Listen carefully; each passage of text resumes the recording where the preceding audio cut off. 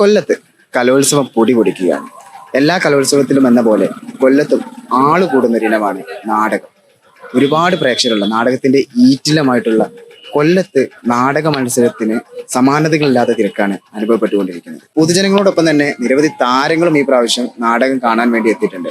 നാടക പ്രവർത്തകരും നാടകത്തിലൂടെ വളർന്നു വന്ന സിനിമാ താരങ്ങളുമായിട്ടുള്ള പലരെയും നമുക്ക് ഇവിടുന്ന് കാണാം. ഈ പഴയ നാടക പ്രവർത്തകരുടെ വിശേഷങ്ങൾ നമുക്ക് ചോദിച്ചറിയാം. കുട്ടികളുടെ നാടകം ഓരോ വർഷവും വളരെയധികം മാറ്റങ്ങൾ ഉണ്ടാക്കുന്ന, ഒരുപാട് ഡെവലപ്മെന്റ്സ് ഉണ്ടാക്കുന്ന ഒരു മേഖലയാണ് കുട്ടികളുടെ നാടകം.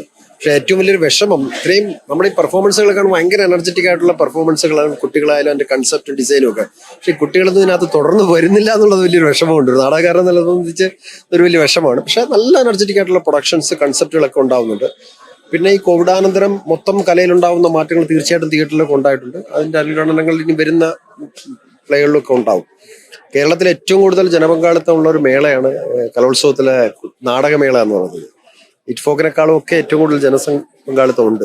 അത് കുട്ടികളുടെ ഒരു ഇതാണ്, കുട്ടികൾക്ക് ഉണ്ടാക്കുന്ന ഒരു സപ്പോർട്ടും കൂടെയാണ്. നമ്മളെപ്പോലുള്ള നാടക പ്രവർത്തകർ കുട്ടികൾക്ക് കൊടുക്കുന്ന ഒരു സപ്പോർട്ടും കൂടെയാണ്. കൊല്ലം എന്ന് പറയുന്നത് എല്ലാതരം നാടക ധാരകളെയും രണ്ട് കൈ നീട്ടി സ്വീകരിക്കുകയും അതിന് പ്രചരണം കൊടുക്കുകയും ഒക്കെ കൊടുത്തിട്ടുള്ള നല്ല വളക്കൂറുള്ള മണ്ണ് തന്നെയാണ്. നാടകത്തിന് മാത്രം മറ്റെല്ലാ കലാരൂപങ്ങളെല്ലാം. അപ്പൊ ഇവിടെ എല്ലാതരം നാടകങ്ങൾ, ഇപ്പം കമേഴ്ഷ്യൽ നാടകങ്ങളുണ്ട്, സീരിയസ് ആയിട്ട് തിയേറ്ററിൽ വർക്ക് ചെയ്യുന്നവരുണ്ട്, ഒരുപാട് നാടക ഗുരുക്കന്മാർ ഇവിടെ ഉണ്ടായിട്ടുണ്ട്, നാടക പ്രതിഭകളായിട്ടുള്ള നടന്മാര്, സംവിധാനമൊക്കെ ഉണ്ടായിട്ടുണ്ട്. പ്രത്യേകിച്ചും ഈ സോപാനം ഓടിച്ചിടുന്ന ഒരുപാട് നാഷണൽ ഇന്റർനാഷണൽ സെലിബ്രിറ്റികളായിട്ടുള്ള തിയേറ്റർ ആക്ടേഴ്സ് പെർഫോം ചെയ്തിട്ടുള്ള ഒരു വേദിയും കൂടെയാണ്. നല്ല അക്വസ്റ്റിക്, കേരളത്തിൽ എനിക്ക് തോന്നുന്നു ഏറ്റവും വളരെ അക്വസ്റ്റിക് ആയിട്ടുള്ള സൗണ്ടും ലൈറ്റും ചെയ്യാൻ പറ്റുന്ന ഒരു പെർഫോമൻസ് സ്റ്റേജും കൂടെയാണ് ഈ സോപാനം എന്ന് പറയുന്നത്. ഇതിനകത്തുള്ള ഏറ്റവും വലിയ ലിമിറ്റേഷൻ എന്ന് പറയുന്നത്, നമുക്കൊരു ഓപ്പൺ, സാധാരണ നാടകത്തിന് കിടക്കുന്ന ഒരു ഓപ്പൺ സ്പേസ് പോലെ ഒരുപാട് ക്രൗഡിന് ജനങ്ങളെ ഉൾപ്പെടുത്താൻ പറ്റുന്നില്ല. അതിന്റെ ഒരു വിഷമമുണ്ട്. പക്ഷെ കാണുന്നവർക്ക് എവിടെ ഇരുന്നാലും വളരെ കൃത്യമായിട്ട് അത് കാണാനും കേൾക്കാനും പറ്റുന്ന ഒരു സംവിധാനമുണ്ട്. ഞാൻ അവരുടെ പാദങ്ങളിൽ തൊടുകയാണ്. കാരണം അത്ര മനോഹരമായിട്ടും നാടിനെ അറിഞ്ഞുമാണ് അവർ നാടകങ്ങൾ സൃഷ്ടിച്ചിരിക്കുന്നത്. അവരുടെ ശരീരം കൊണ്ട് പ്രകടിപ്പിക്കുന്ന അഭിനയ പാടവം ഞങ്ങളെയൊക്കെ കുറച്ചുകൂടി അപ്ഡേറ്റ് ചെയ്യാൻ പഠിപ്പിക്കുന്നുണ്ട്. അത് കാണാൻ തന്നെ ഞാൻ ഇവിടെ വന്നു. നിങ്ങൾ വെറുതെ വർത്താനം പറച്ചിലല്ല നാടകം എന്ന് പറയുന്നത്. അതിന്റെ അധ്വാനമുണ്ട്, അതിന്റെ വിയർപ്പുണ്ട്, അതിന്റെ മണമുണ്ട്, അതിന്റെ കണ്ണുനീരുണ്ട്. അതറിയാവുന്ന ഒരാളായതുകൊണ്ടാണ് ഞാൻ കുട്ടികൾ എങ്ങനെയാണ് ഈ നാടകത്തെ കാണുന്നത്, ഈ നാടകകാലത്തെ കാണുന്നത്, നാടിനെ അറിയുന്നതെന്ന് അറിയാനാണ് ഇവിടെ വന്നത്. ഞാൻ മനസ്സ് നടന്നാണ് ഇവിടെ നിന്ന് പോകുന്നത്. വിഷയങ്ങളിലെ വൈവിധ്യം ശരിക്കും നമുക്ക് ഏറ്റവും കൂടുതലായിട്ട് അനുഭവിക്കാൻ പറ്റുന്ന കുട്ടികളുടെ ഈ നാടക വേദിയിലാണ്.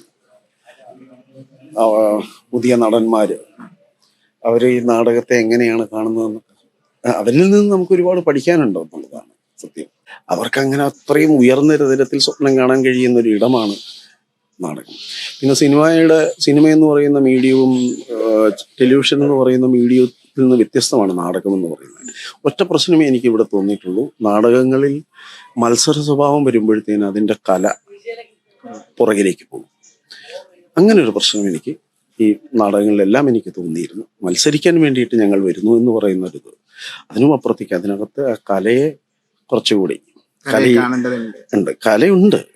പക്ഷെ അത് കുറച്ചുകൂടി സീരിയസ് ആയിട്ട് കണ്ടു കഴിഞ്ഞാൽ മത്സരം മാറി നിൽക്കും, നാടകത്തിന്റെ ആ പരപ്പ് വലുതായിരിക്കും എന്നുള്ളത്. പുതിയ തലമുറ എന്ന് പറയുമ്പോൾ അവർക്ക് അവരുടേതായ സങ്കല്പങ്ങളിൽ, അവരുടേതായ ചിന്തകൾ, അവരുടേതായ ഭാവങ്ങൾ, നടനം ഒക്കെ മാറി മാറി വരുന്ന തലമുറകൾക്ക് പ്രചോദനം ചെയ്യത്തക്ക രീതിയിൽ നാടകത്തിൽ ഒരു പുതിയ പാത തന്നെ അവർ സൃഷ്ടിക്കുകയാണ്. കുട്ടികൾ നല്ല കലാകാരന്മാരും കലാകാരികളുമാണ്.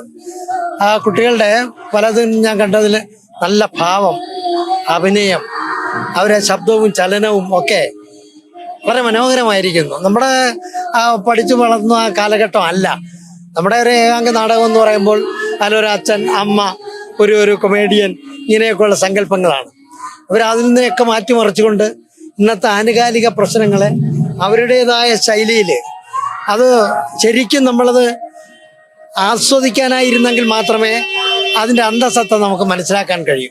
കുട്ടികളെല്ലാം ഗംഭീര നിലവാരമാണ്. ഓരോ വർഷം കഴിയുന്ന കുട്ടികളെ ഒന്നും പറയാനില്ല, എല്ലാവരും ഗംഭീര പെർഫോമൻസ് ആണ്. നമ്മളൊരു പെർഫോമറാണ്, അപ്പൊ അതുകൊണ്ട് തന്നെ ബാക്കി വളർന്നു വരുന്ന ആളുകള് അല്ലെങ്കിൽ കലോത്സവത്തിലൊക്കെ പങ്കെടുത്തിട്ടുണ്ടായി, നാടകത്തിലൊക്കെ? ഇല്ല, കലോത്സവത്തിൽ അങ്ങനെ പങ്കെടുത്തിട്ടില്ല. പക്ഷെ കലോത്സവം നമ്മൾ ആദ്യമായിട്ട് കലോത്സവം കാണുന്നത് കൊല്ലത്താണ്. 2008 കലോത്സവമാണ് ആദ്യമായിട്ട് കാണുന്നത്.